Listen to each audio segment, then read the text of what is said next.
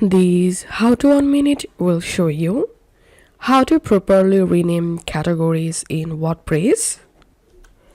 So if you created a brand new WordPress website and you have some categories and now you want to rename or edit your categories, follow these easy steps to do it. Log into your WordPress dashboard and hover over on post and click on categories. And here you will get your created categories. And now to quickly edit any categories, click on quick edit. And now here you can easily change the category name.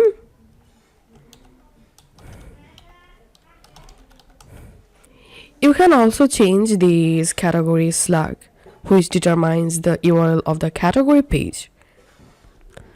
And then click on update category.